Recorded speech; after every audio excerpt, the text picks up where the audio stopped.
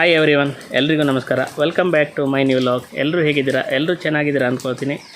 ಹಾಗೆ ನನ್ನ ಚಾನಲನ್ನು ಯಾರಾದರೂ ಹೊಸದಾಗಿ ನೋಡ್ತಾ ಇದ್ದು ನನ್ನ ವೀಡಿಯೋಸ್ ನಿಮಗೆ ಇಷ್ಟವಾದರೆ ದಯವಿಟ್ಟು ನನ್ನ ಚಾನಲನ್ನು ಸಬ್ಸ್ಕ್ರೈಬ್ ಮಾಡಿ ನನಗೆ ಸಪೋರ್ಟ್ ಮಾಡಿ ಅಂತ ಹೇಳ್ತಾ ಇವತ್ತಿನ ವೀಡಿಯೋನ ಸ್ಟಾರ್ಟ್ ಮಾಡುವ. ಇವತ್ತು ಭತ್ತ ನಾಟಿ ಮಾಡಲಿಕ್ಕೆ ಗದ್ದೆಯನ್ನು ಉಳುಮೆ ಮಾಡಲಿಕ್ಕೆ ಉಂಟು. ಹಾಗೆ ಟ್ರ್ಯಾಕ್ಟರ್ ಕೂಡ ಬರ್ತದೆ. ಹಾಗೆ ಚಿಕ್ಕ ಪುಟ್ಟ ಕೆಲಸ ಉಂಟು. ಹಾಗೆ ಒಂದು ನಮ್ಮ ಜೇನುಗೂಡು ಉಂಟು. ಜೇನುಗೂಡಿಗೆ ಅದರ ಬುಡಕ್ಕೆ ಸ್ವಲ್ಪ ಬೂದಿಯನ್ನೆಲ್ಲ ಹಾಕಲಿಕ್ಕೆ ಉಂಟು. ಹಾಗೆ ಗದ್ದೆಗೆ ನೀರು ಕಮ್ಮಿ ಆದರೆ ಕಮ್ಮಿ ಆಗ್ತದೆ.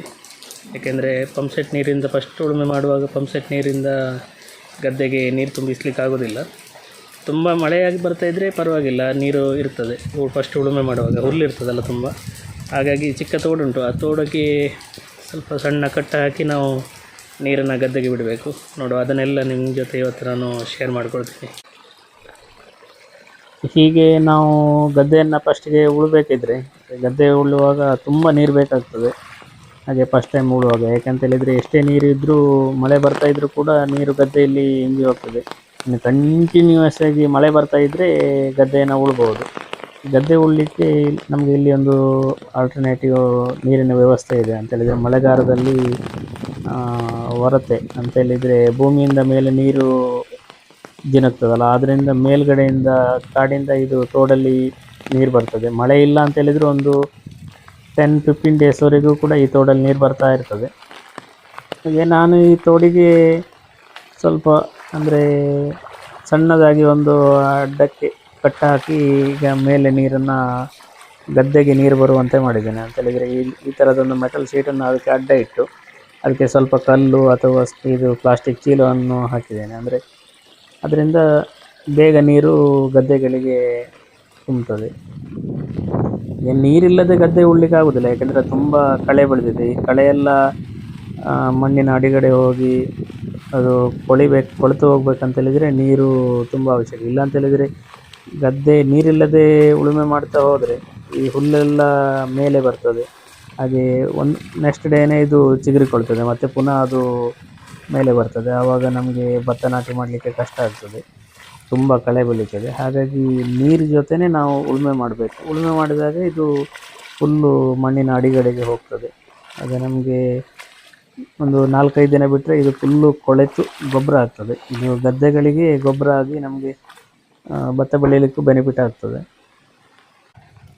ಹಾಗೆ ನನ್ನಲ್ಲಿ ಒಂದು ಜೇನು ಪೆಟ್ಟಿಗೆ ಇದೆ. ಇದಕ್ಕೆ ದೊಡ್ಡ ಶತ್ರುಗಳಂತೇಳಿದರೆ ಇರುವೆಗಳು. ಈ ಇರುವೆಗಳು ಇಲ್ಲಿಯಾದರೂ ಗೂಡಿನ ಒಳಗಡೆ ಹೋದರೆ ಜೇನ್ನೊಣಗಳು ಬೇಗ ತಮ್ಮ ಗೂಡನ್ನು ಬಿಟ್ಟು ಹಾರಿ ಹೋಗ್ತವೆ. ಅದಕ್ಕೋಸ್ಕರ ನಾವು ಏನು ಮಾಡ್ತಾಯಿದ್ದೇವೆ ಅಂತೇಳಿದರೆ, ನಾವು ಬೂದಿ ಇದೆಯಲ್ಲ, ನಾವು ಅಂತೇಳಿದರೆ ಮರದಿಂದ ಕಟ್ಟಿಗೆ ಒಲೆಯಲ್ಲಿ ಕಟ್ಟಿಗೆ ಉರಿದು ನಂತರ ಉಳಿದಿರುವ ಬೂದಿ, ಅದರ ಈ ಜೇನು ಪೆಟ್ಟಿಗೆ ಅಡಿಗಡೆ ನಾವು ಹರಡಿದರೆ ಒಂದು ಹುಲ್ಲು ಬರೋದಿಲ್ಲ, ಮತ್ತೊಂದು ಇರುವೆಗಳು ಬೂದಿಯಲ್ಲಿ ಯಾವುದೇ ಕಾರಣಕ್ಕೂ ಪೆಟ್ಟಿಗೆ ಹತ್ರ ಬರೋದಿಲ್ಲ. ಅಂತೇಳಿದರೆ ಮಳೆಗಾಲದಲ್ಲಿ ಹುಲ್ಲು ಬೇಗ ಬೆಳೀತದಲ್ಲ, ಹಾಗಾಗಿ ನಮಗೆ ಒಂದು ಎಲ್ಲಿಯಾದರೂ ಅಪ್ಪಿತಪ್ಪಿ ನಮಗೆ ಅದನ್ನು ಬುಡದಲ್ಲಿ ಹುಲ್ಲು ಕ್ಲೀನ್ ಮಾಡಲಿಕ್ಕೆ ಆಗಲಿಲ್ಲ ಅಂತೇಳಿದರೆ ಈ ರೀತಿ ಎಲ್ಲಿಯಾದರೂ ಒಂದು ಹುಲ್ಲು ಹೋಗಿ ಈ ಜೇನು ಪೆಟ್ಟಿಗೆಗೆ ತಾಗಿಕೊಂಡ್ರೆ ಇರುವೆಗಳು ಅದರಿಂದ ನೇರವಾಗಿ ಗೂಡಿಗೆ ಹೋಗಿ ಅಟ್ಯಾಕ್ ಮಾಡ್ತದೆ. ಆದ ಕಾರಣದಿಂದ ನಾವು ಈ ರೀತಿ ಸ್ವಲ್ಪ ಬೂದಿಯನ್ನು ಅದರ ಸುತ್ತ ಹಾಕಿಟ್ರೆ ಬೇಗ ಹುಲ್ಲು ಬರೋದು ಇಲ್ಲ, ಹಾಗೆ ಇರುವೆಗಳು ಹತ್ತಿರ ಬರೋದಿಲ್ಲ. ಮತ್ತು ಇದಕ್ಕೆ ನೀರು, ಈ ಜೇನುಪೆಟ್ಟಿಗೆಯ ಕೆಳಭಾಗದಲ್ಲಿ ನೀರಿಡಲಿಕ್ಕೆ ಒಂದು ಕಪ್ಪಿದೆ. ಬಟ್ ಡೈಲಿ ನಾವು ಅದನ್ನು ಮೇಂಟೈನ್ ಮಾಡೋದು ಕಷ್ಟ, ಯಾಕೆಂದರೆ ನೀರು ಒಮ್ಮೊಮ್ಮೆ ಮರೆತು ಹೋಗ್ತದೆ. ಹಾಗಿರುವಾಗ ನಮಗೆ ಎಲ್ಲಿಯಾದರೂ ಮರೆತು ಹೋದರೆ ಈ ಥರ ಬೂದಿಯನ್ನು ಹಾಕಲಿಲ್ಲ ಅಂತೇಳಿದರೆ ಡೈರೆಕ್ಟಾಗಿ ಇರುವೆಗಳು ಈ ಗೂಡಿಗೆ ಅಟ್ಯಾಕ್ ಮಾಡ್ತವೆ. ಅದರಿಂದ ಈ ರೀತಿ ಬೂದಿಯನ್ನು ಜೇನುಪೆಟ್ಟಿಗೆ ಅಡಿಯಲ್ಲಿ ಹಾಕಿದಿದ್ರೆ ಬೆಸ್ಟ್ ಸೊಲ್ಯೂಷನ್ ಇದು. ಒಂದು ಸುಲಭ, ನಮಗೆ 1 ವರ್ಷದವರೆಗೂ ಕೂಡ ಅಲ್ಲಿ ಏನು ಹುಲ್ಲು ಬೆಳೆಯುವುದಿಲ್ಲ, ಮತ್ತು ಇರುವೆಗಳು ಅದರ ಹತ್ತಿರಕ್ಕೂ ಬರುವುದಿಲ್ಲ. ಹಾಗಾಗಿ ಈ ರೀತಿ ಬೂದಿಯನ್ನು ಹಾಕಿದ್ರೆ ತುಂಬ ಒಳ್ಳೆಯದು. ಇಷ್ಟು ಮಾಡಿದರೆ ಸಾಕು, ಒಂದು 6 ತಿಂಗಳು 1 ವರ್ಷದವರೆಗೆ ಇನ್ನು ನಾವು ಜೇನುಗೂಡಿನ ಇರುವೆಯ ಕಾಟಕ್ಕೆ ಸಮಸ್ಯೆ ಇಲ್ಲ. ಹಾಗೆ ಇವಾಗ ಟ್ರ್ಯಾಕ್ಟರ್ ಕೂಡ ಉಳುಮೆ ಮಾಡಲಿಕ್ಕೆ ಬಂದಿದೆ.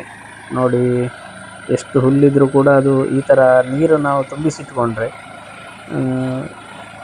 ಹುಲ್ಲು ಅಂತ ಹೇಳಿದರೆ ಒಂದು ಹುಲ್ಲು ಕೂಡ ಉಳಿಯದಾಗೆ ಮಣ್ಣಿನ ಜೊತೆ ಇದು ಮಿಕ್ಸ್ ಆಗಿ ಮಣ್ಣಿನ ಅಡಿಗಡೆಗೆ ಹೋಗ್ತದೆ. ಇನ್ ಕೇಸ್ ನಾವು ನೀರಿಲ್ಲ ಉಳುವಾಗ, ಅದಕ್ಕೆ ಬೇಕಾಗುವಷ್ಟು ನೀರಿಲ್ಲ ಅಂತ ಹೇಳಿದರೆ ಉಳುಮೆ ಮಾಡ್ತಾ ಹೋದಾಗೆ ಈ ಮಣ್ಣಿನ ಜೊತೆ ಮೇಲ್ಗಡೆ ಬರ್ತದೆ ಹುಲ್ಲು. ಇನ್ನು ಇನ್ ಕೇಸ್ ನೀರು ಇದ್ದರೆ ಅದು ಫುಲ್ಲು ಮಣ್ಣಿನ ಜೊತೆ ಬೆರೆತು ಅಡಿಗಡೆ ಹೋಗಿರ್ತದೆ ಹುಲ್ಲು. ಆ ನಂತರ ಒಂದು 4-5 ದಿನ ಈ ರೀತಿ ಉಳುಮೆ ಮಾಡಿ ನೀರನ್ನು ಒಣಗಿಸಬಾರ್ದು. ನೀರು ಫುಲ್ಲು ತುಂಬಿಸಿ ಇಟ್ಟರೆ ಫುಲ್ಲು ಒಂದು 4-5 ದಿನದಲ್ಲಿ ಕೊಳೆತು ಇದು ಮಣ್ಣಿನ ಜೊತೆ ಮಿಕ್ಸ್ ಆಗಿ ಹೋಗ್ತದೆ. ಆವಾಗ ನೆಕ್ಸ್ಟ್ ಒಂದು 5 ದಿನ ಬಿಟ್ಟು ಮತ್ತೆ ಪುನಃ ಗದ್ದೆ ಇನ್ನೊಮ್ಮೆ ಉಳುಮೆ ಮಾಡಲಿಕ್ಕೆ ಉಂಟು.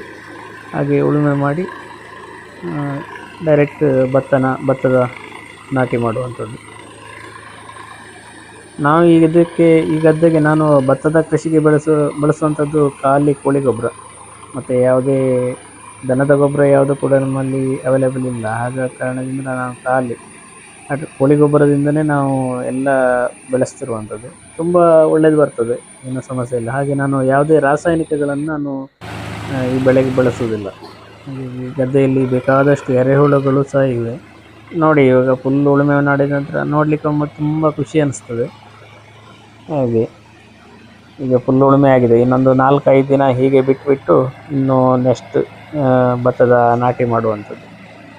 ಇದು ನನ್ನ ಇವತ್ತಿನ ವ್ಲಾಗ್. ಈ ವಿಡಿಯೋ ನಿಮಗೆ ಇಷ್ಟವಾದರೆ ದಯವಿಟ್ಟು ಲೈಕ್ ಮಾಡಿ, ಶೇರ್ ಮಾಡಿ, ಹಾಗೆ ನಿಮ್ಮ ಅನಿಸಿಕೆಗಳನ್ನು ಕಮೆಂಟ್ ಮೂಲಕ ತಿಳಿಸಿ ಅಂತ ಹೇಳ್ತಾ ಇನ್ನೊಂದು ಹೊಸ ವ್ಲಾಗ್ನೊಂದಿಗೆ ನಾಳೆ ಸಿಗುತ್ತೇನೆ. ಎಲ್ಲರಿಗೂ ಧನ್ಯವಾದಗಳು.